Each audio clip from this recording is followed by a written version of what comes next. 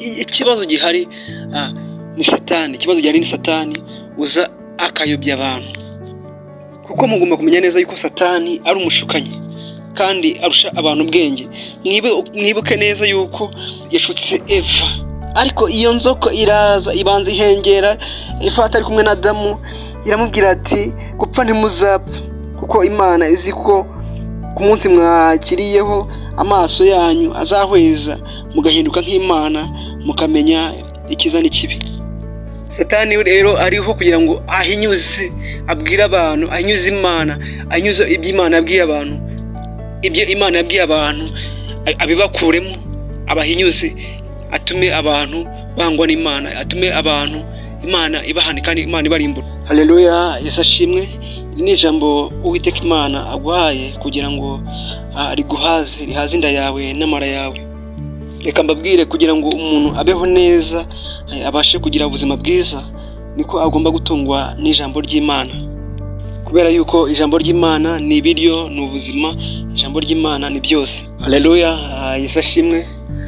Nitwa Iraguha Jean, ndabashubije mu izina rya Yesu Kristo umwana w'Imana. Mfashe n'umwanya kugira ngo nze mbwirize ubutumwa bwiza mu ijambo ry'Imana, ariko reka tubanze dusenge kugira ngo Umwuka Wera abe ari we uyobora ubutumwa bwiza, kandi Umwuka Wera ame ibyo kuvuga kugira ngo ibyo uvuga byose bitazacira mu rubanza, ahubwo bizamesha ubugingo buhoraho muri Kristo Yesu. Turagushimye Uwiteka Imana muremyi w'ijuru n'isi, Imana Data wa twese, Imana ya Abrahamu, Imana Isaka, Imana ya Yakobo. Wera urakiranuka, ijuru ryuzuye ubwiza n'icyubahiro byawe, natwe mwese turagushimiye turagwimbaje. Wera ciye bugufi cyane kubera ko dukwiye ko navuga izina ryawe ryera, kubera ko nambaye gupfa no kubara, ariko nakwingize Mwami Yesu Kristo kugira ngo unyinishe amaraso ya Mwami, amaraso y'abakiza, uyanyinishe umutima n'ubugingo, unyeretse kugabura ibyera, kugira ngo Mwami mbe umugende ugeze amazi mu mitima y'ubwoko bwawe isaraye, kandi yaba ari njyewe, yaba abazumva ubutumwa bwiza bose. Mana, reka twese tukugireho umugisha, kandi Mana ukomeze kudukunda no kutubeshaho. Dukize Satani, dukize abadayimoni, dukize imyuka mibi, dukize abazimu n'abazimukazi, dukize inkuki zose zituruka mu miryango, dukize karande, dukize imivumo n'iyatsi n'uburwayi. Bitavuga Imana neza byose ubitinde mu izina rya Yesu Kristo. Ngaho umugisha ubwoko bwawe Mana, reka tukugireho umugisha twese, nanjye mbisabye mu izina ry'Umwami wacu Yesu Kristo, amen. Ijambo ry'Imana tugiye gusoma turisanga mu gitabo cya Yobu, ibice 36, umurongo wa 5 kugeza umurongo wa 20. Reka dusome mu izina rya Yesu Kristo.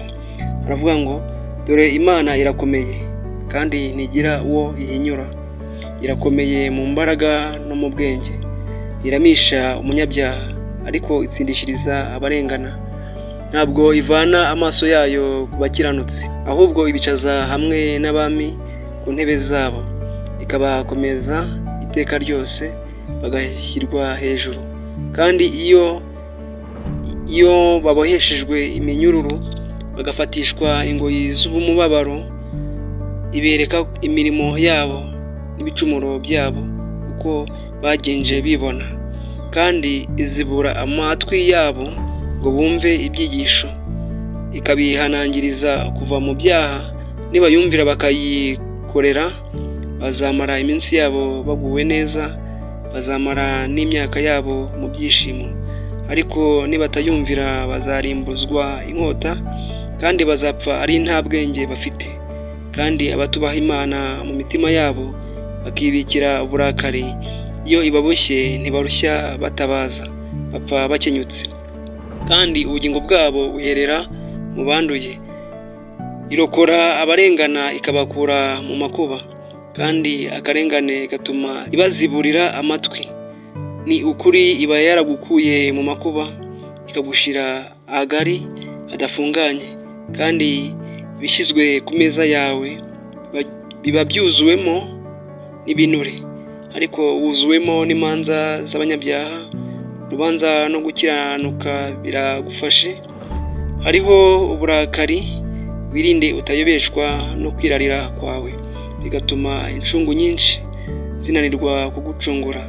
Mbese ubutunzi bwawe n'ububasha bw'imbaraga zawe bwose byatuma utabona amakuba, ntukifuza ijoro igihe abantu bacibwa bakava iwabo. Mwakira ijambo ry'Imana. Haleluya, Yesu ashimwe.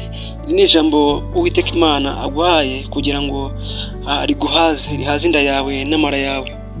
Reka mbabwire, kugira ngo umuntu abeho neza, abashe kugira ubuzima bwiza, niko agomba gutungwa n'ijambo ry'Imana, kubera kubera yuko ijambo ry'Imana ni ibiryo, ni ubuzima, ijambo ry'Imana ni byose. Bavuga butumwa bakoze umurimo ukomeye wo kwigisha Imana no kumenyekanisha Imana, ariko Imana ikomeze ibaha umugisha kandi Imana ikomeze ibashigikire. Kandi abantu babonye Imana, babonye ibitangaza by'Imana, babonye imirimo y'Imana, babonye gukomera kw'Imana. Ariko hari ikibazo dufite nuko muri ubu buzima ntabwo Imana ariyo yonyine ihari, kuko hari n'umwanzi Satani, umwanzi w'abantu, nawe akaba ari hano muri ubu buzima kugira ngo akunde ayobye abantu benshi cyane, ababuze ibyiza by'Imana, ababuze ubugingo Imana itanga, Imana iha abantu. Akaba ariyo mpamvu muri ubu buzima harimo abantu bazi kuvuga Imana neza cyane, bazi kuvuga imirimo yayo, bazi kuvuga ibitangaza byabo, ariko abo bantu ntibakore ibyo Imana ishaka. Abo ngabo bakaba barayobejwe n'uwo mubi Satani, bitewe n'uko Satani arimo kubakoresha kugira ngo wowe nubabona ukabona bavuga Imana neza, ariko wareba imirimo yabo ugasanga ni mibi, bitume ucogora nawe, bitume unanirwa kwizera Imana. Ariko noneho uyu munsi wa none amahitamo ni ayawe nanjye, kugira ngo wowe wihitiremo ibyo ushaka, nanjye nihitiremo ibyo nshaka. Kuko kino gihe cya none ntabwo ari igihe cyo kugira ngo ubwire umuntu wamenye Imana, umubwire ngo reka ibyaha kandi aryohewe n'ibyaha. Kandi abantu none mwibuke neza yuko kuba turi muri buno buzima dufite ari amahirwe Imana yatwihereye, ariko nanone akaba amahirwe ataramba, kuko ni amahirwe yo guhitamo icyiza n'ikibi. Kubera ko ukitangira kumenya ubwenge, ugatangira kumenya guhitamo icyiza n'ikibi, niwo mwanya igihe cyawe cy'ubuzima wagitangiye kugira ngo wihitiremo icyiza n'ikibi. Uwiteka Imana aba yararimbuye Adamu na Eva, ikiremwa muntu n'ikibe muri hano muri iyi si, kubera ko Adamu na Eva bari bamaze gucumura, bamaze gukora ibyaha, bitewe n'uko Satani wigize inzoka yabashutse akabacumuza, agatuma bamburwa ubunyangamugayo, agatuma ubunyangamugayo bari bafite Imana yari bafitiye, bigatuma ubunyangamugayo butakara hasi. Ariko kubera ko Uwiteka Imana ari urukundo, abaha amahirwe yo kubaho, natwe nk'urubyaro rwari kuzakomoka nyine kwa Adamu na Eva, natwe turavuka kugira ngo ayo mahirwe aba amahirwe yo kwihitiramo, yo kwimenyera icyiza n'ikibi, ariko no tukihitiramo ibitugirira akamaro, tukihitiramo Imana, tugakunda Imana, kuko abakunda Imana abo ngabo izabakiza, izaba ubugingo buhoraho, izabaha paradizo ya Edeni, iyo ngiyo bambuwe, iyo basokuruza bacu bambuwe, iyo ngiyo abakunda Imana bakayubaha, abo ngabo bazabona ijuru rishya, niyo paradizo nshya. Ariko abanga Imana ntibayisenge, muri ibyo yaremye ngo bazapfa bose be kwibuka.